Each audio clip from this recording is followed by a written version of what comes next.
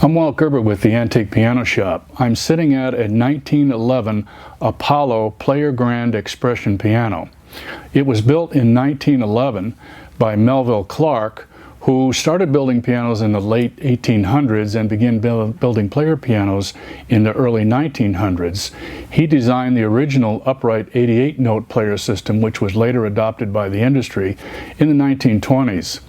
As an innovator, he wanted a player piano that would better produce music as if it was played by hand. To do so, this was one of the first pianos, called an expression piano, where he added volume control, and it was activated by additional holes punched in the paper. He built these pianos from 1909 for 3 years. Each one was different. They don't have any documentation available. It was quite a challenge for us to bring it back to life. It is the first of a series of pianos that he designed, which would later become known as reproducing pianos, which instead of having volume control across just the entire range, the later pianos that he developed had volume control on both the bass and the treble. Now, to play this piano, it's played like most player pianos that we've seen. We just put the roll in, spring-loaded on the left side, and we adjust it until the pin catches in the plastic end of the roll. We put the mechanism in reverse. That frees the take-up spool. We put the tab on the hook on the take-up spool, and we're going to pull the paper forward. And with this particular piano, we're going to pull it all the way to where the first holes appear. This piano has a tracking mechanism that is manually operated, and what we do is we adjust until the tracker bar is directly beneath the hole. Later versions of this piano had automatic tracking, where if there were any changes or you changed to a roll that was a little bit different in size, it would take care of it automatically. So then we go back here to the beginning. We set our tempo control to approximate the speed we want, and we turn her on.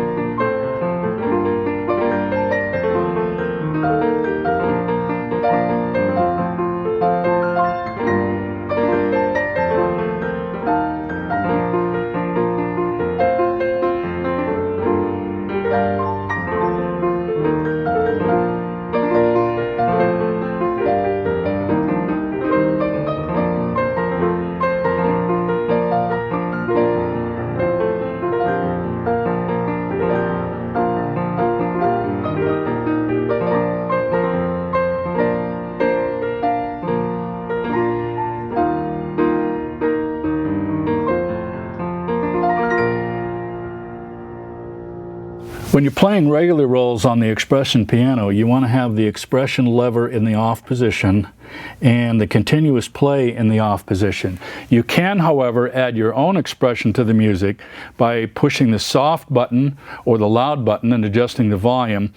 And there's a feature on here called crash, which opens a valve and turns the piano up all the way. It's very, very loud. When you have an expression coded roll on, we flip this lever into the on position. That turns on the automatic expression system, and we turn this on if you want the roll to replay itself at the end rather than turn off and shut the piano down. Now note that the auto replay function is only available on those rolls that were coded specifically for this piano. Okay, later versions of this piano would have rewound on a standard 88-note roll. This version of the piano, because it's the first of his expression pianos, had holes punched in it that was unique to this piano. And in particular, we look at holes 5 and 6, where holes 5 is the shutoff and hole 6 is the rewind. Modern 88-note piano rolls are punched in numerous locations to give them the ability to operate rewind and shutoff on most any piano built of the era. The challenge with this piano is that if some rolls are available of original coding, those rolls are called Apollo X and Art Apollo rolls. Unfortunately, we don't have one to demonstrate because all of the rolls that are available for use that were published in 1911, 1910 have deteriorated so badly that when we attempt to play them, they can't handle the stress of rewind and they destroy themselves. But the ability to play all of the available rolls of today, which there are thousands of titles, allows this piano to at least come to the end, and what it does is to shut off. So to rewind, all you have to do is put it into manual rewind and turn it on, and it'll rewind to the beginning of the roll and turn itself off.